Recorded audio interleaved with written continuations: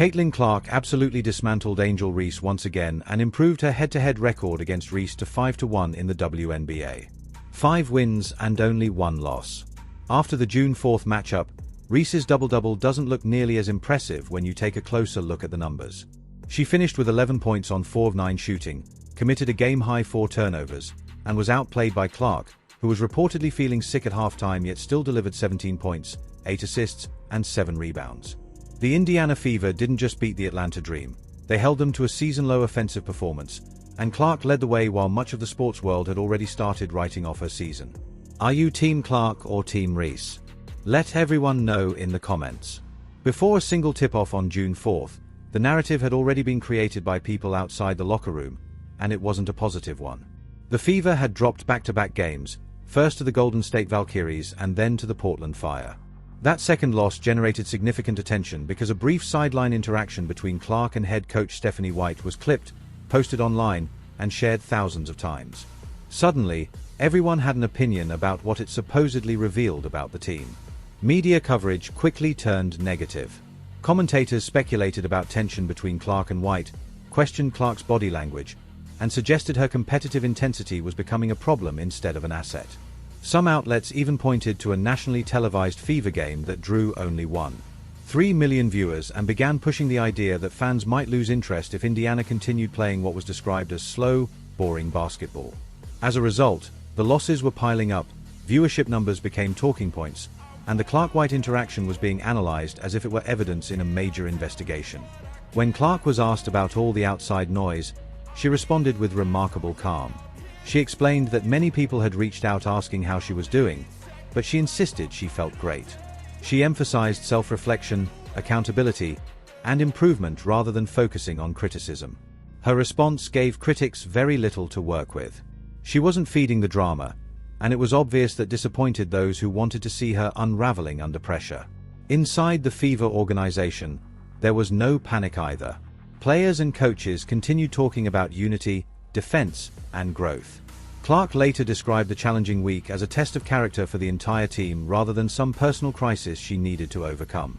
She acknowledged that losing by 20 points and then having several days for everyone to discuss the performance wasn't ideal. However, she shared one of the best pieces of advice she had ever received: everything is a 2-day story. Whether you play well or poorly, people quickly move on to the next topic. Clark stressed the importance of staying level-headed, taking things one day at a time, and remaining focused on what was ahead. Coaches and players often say this is simply part of sports, but the media desperately wanted the Clark-White moment to represent something bigger. They wanted a fracture because fractures make for better headlines than two competitive people who hate losing. In reality, what was happening inside Indiana's locker room was a team coming together.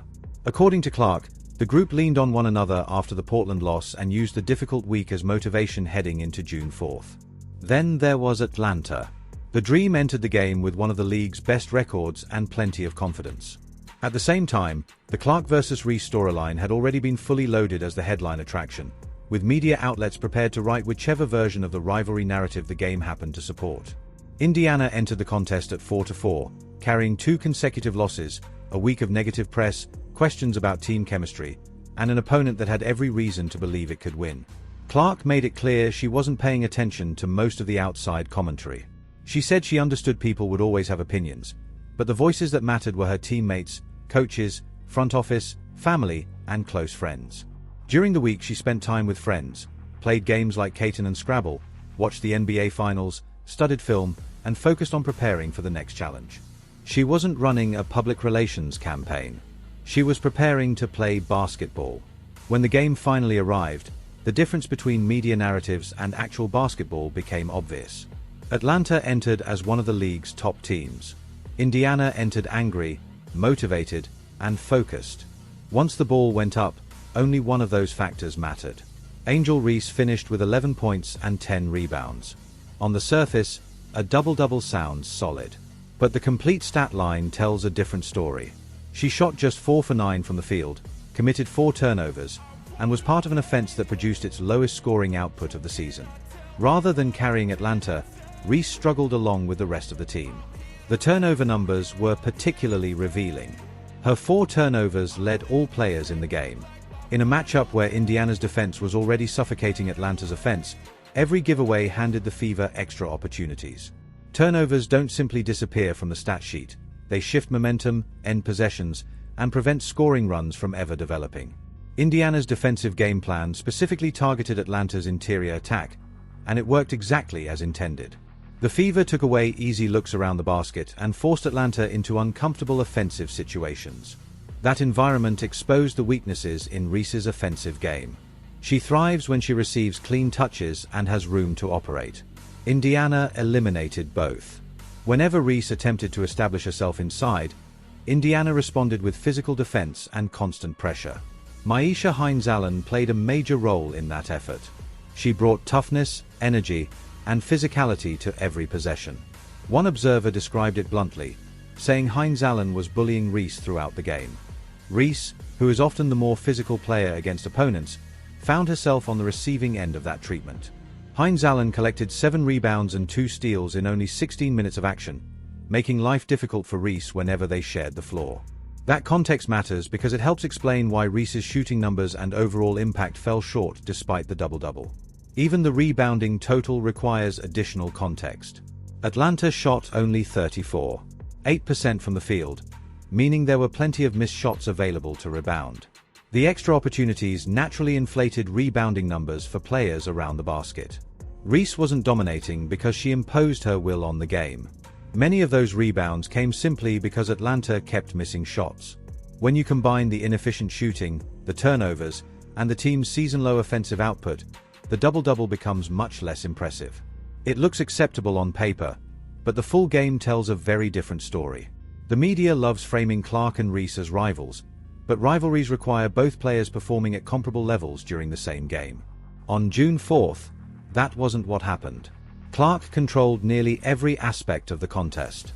Despite dealing with illness earlier in the game, she finished with 17 points, 8 assists, and 7 rebounds while directing Indiana's offense and helping lead the Fever to a crucial victory. Reese finished with 11 points and 10 rebounds but shot 4 of 9, committed 4 turnovers, and watched her team produce its worst offensive performance of the season. When the final buzzer sounded, Clark had once again won the matchup, improved to 5-1 against Reese, and reminded everyone why so many premature narratives about her downfall had been badly exaggerated. Atlanta left Indiana with a losing record in this head-to-head matchup and very few answers about how it happened. Meanwhile, Kelsey Mitchell put together one of the best performances of her season. She scored 25 points on 11 of 15 shooting, and in the process crossed the 5,000-point mark for her career. On most nights, that milestone would have been the headline. The achievement almost got overshadowed by what she did to Atlanta in the third quarter because that was the moment the game stopped being competitive. Atlanta briefly held a 43-42 lead entering the second half. Then Mitchell took over completely. She knocked down a pull-up 3, followed it with another basket, and kept attacking. By the time she finished an individual 11-0 run, Indiana had turned a close game into a 58-43 advantage. From that point forward, Atlanta never seriously threatened again. That type of run doesn't happen by accident. It also wasn't simply one player getting hot in isolation. At that point in the game, Caitlin Clark was shooting just 6 of 17 from the field and 2 of 8 from beyond the arc. Mitchell's explosion didn't merely win Indiana a quarter. It provided the Fever with a path to win the entire game without requiring Clark to force shots or carry the offense by herself.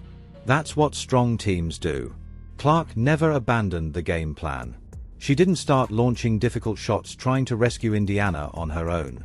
Instead, she continued moving the ball, making reads, creating opportunities for teammates, and running the offense. She trusted overall by facilitating rather than forcing offense. Mitchell's 11-4-15 shooting performance represented a level of efficiency most guards would be thrilled to maintain over several games, let alone accomplish in one night against one of the league's best teams. Aaliyah Boston added another major piece to the story with 19 points and 7 rebounds. Her performance was quieter than Mitchell's scoring burst, but just as important. Boston knocked down 3 of her 4 attempts from beyond the arc, something opposing defenses don't always expect from her. That perimeter shooting stretched Atlanta's defense and forced difficult decisions. Every time Indiana ran an offensive set, Boston became a problem. She could score in the paint, step outside and hit threes, and create mismatches in multiple areas of the floor. Atlanta struggled to adjust. When Mitchell is attacking from the perimeter, Boston is scoring inside and stretching the floor from deep, and Clark is orchestrating everything. Defenses are forced to make too many decisions too quickly. Atlanta simply couldn't keep up.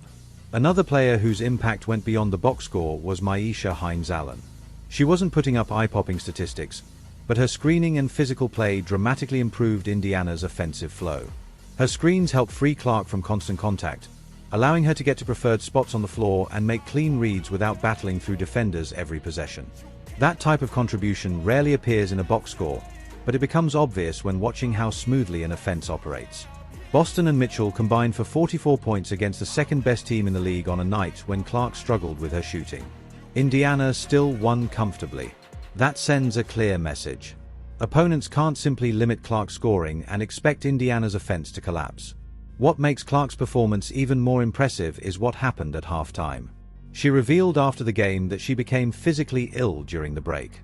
She attempted to eat applesauce, but it didn't stay down.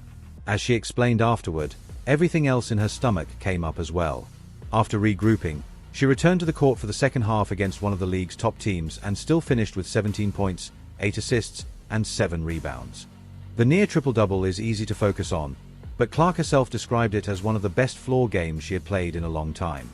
At first glance, that statement might seem strange considering she shot 6 of 17 from the field and only 2 of 8 from three-point range. But she wasn't talking about shooting percentages. She was referring to her ability to read the defense, create opportunities for teammates, control pace, and make winning decisions while physically compromised. Instead of chasing points, she focused on running the game. Her defensive effort also stood out.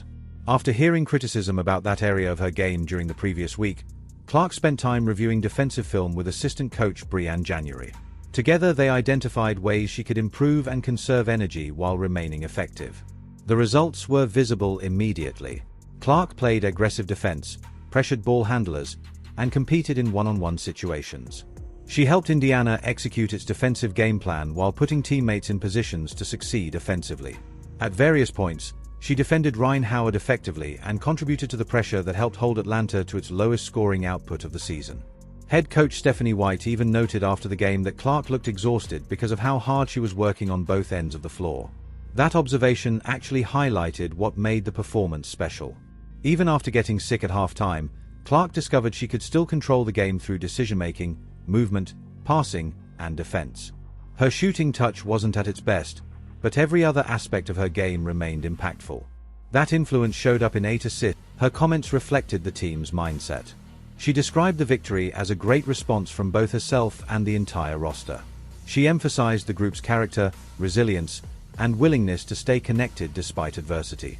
According to Clark, everyone played for one another rather than focusing on individual success. That selflessness became one of the defining themes of Indiana's victory. There was also a memorable moment involving Clark and Stephanie White during the third quarter. After a week of speculation about tension between them, the two shared an energetic chest bump on the sideline. Clark joked afterward that White had undergone plenty of surgeries and that she might have hurt her with the celebration.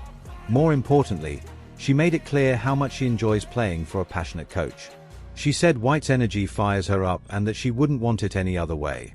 When a player is producing near triple-doubles while battling illness and still calling it one of her best floor games, conversations about MVP potential begin to feel less like speculation and more like a reflection of what the numbers are showing.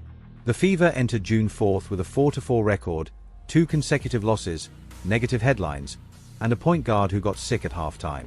They still defeated one of the league's best teams while holding Atlanta to a season-low scoring performance. Boston and Mitchell combined for 44 points.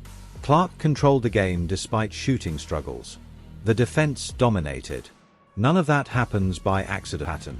Indiana makes the game uncomfortable, Clark facilitates rather than forces offense, and the supporting cast steps up when opportunities present themselves.